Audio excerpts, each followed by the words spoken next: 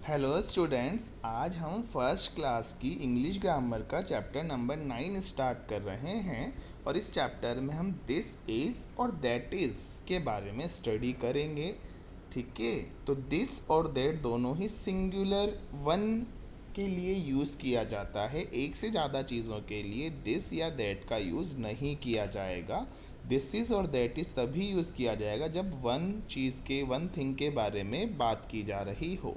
ठीक है, अब दिस कब यूज़ किया जाता है और दैट कब यूज़ किया जाता है ये हम देख लें।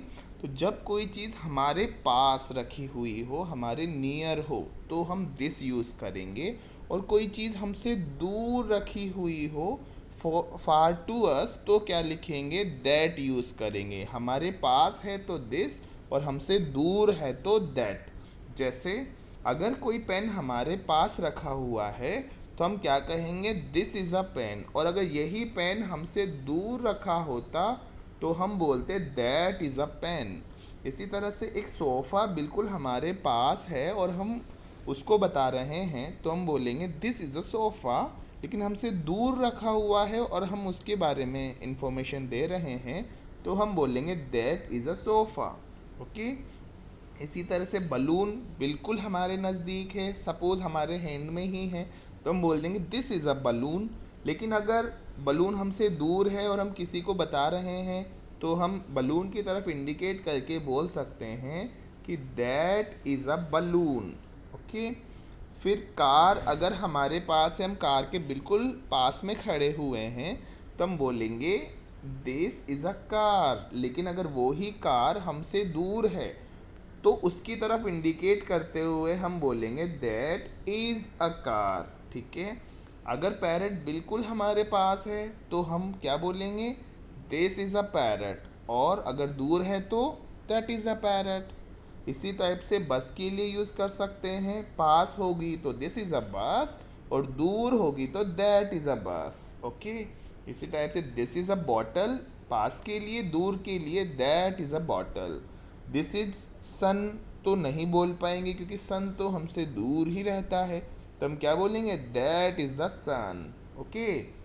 लेकिन मान लो हमने एक डायग्राम बनाया और उस डायग्राम को हम सन बोल रहे हैं, तो वो सन हमारे नज़दीक हो सकता है तो हम उसे दिस बोल सकते हैं। ठीक है, हमने सन का डायग्राम बनाया जो हमारे बिल्कुल नज़दीक है और उसी को नोटिफाई करते हुए हम सन बता रहे हैं, तो आप बोल सकते हैं this is the sun. Okay. अब देखो, दिस किसके लिए यूज़ किया जाता है? नियर के लिए, बिल्कुल पास के लिए। और दैट किसके लिए यूज़ किया जाता है? फार के लिए। एक ही चीज़ के लिए दिस भी यूज़ किया जा सकता है और दैट भी यूज़ किया जा सकता है। केवल उस चीज़ की पोजीशन के हिसाब से वर्ड चेंज हो जाता है। वो चीज़ हमारे बहुत पास है तो दिस, अदरवाइज दैट, दूर है तो दैट। जैसे कुछ सेंटेंसेस आपको कंप्लीट करने हैं। ये सभी सेंटेंसेस दो टाइप से बन सकते हैं। जैसे अगर ये बाइक हमारे पास मान ली जाए तो हम बोल देंगे दिस इज़ अ बाइक। ठीक है। लेकिन अगर ये बाइक दूर खड़ी हुई है तो हम बोलेंगे दैट इज़ अ बाइक। इसी टाइप से ट्रक के लिए बोल सकते हैं दिस इज़ अ ट्रक और दैट इज़ अ ट्रक। ठीक है, दोनों यूज़ किए जा सकते हैं। अब इसमें अ फैन लिखा हुआ है तो हमको दो वर्ड्स लिखने होंगे, दो ब्लैंक दिए हुए हैं देखो यहाँ पे। तो दिस इज़ अ फैन लिख देंगे या दैट इज़ अ फैन लिख देंगे। ठीक है।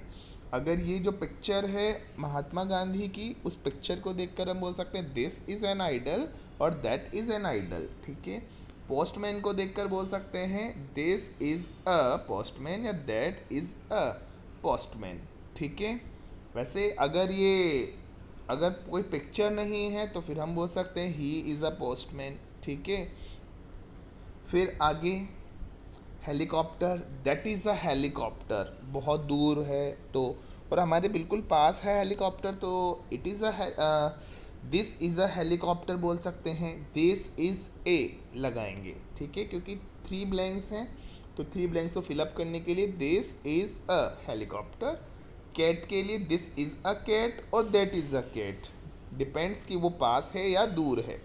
टाइगर पास है तो दिस इज़ अ टाइगर, दूर है तो दैट इज़ अ टाइगर।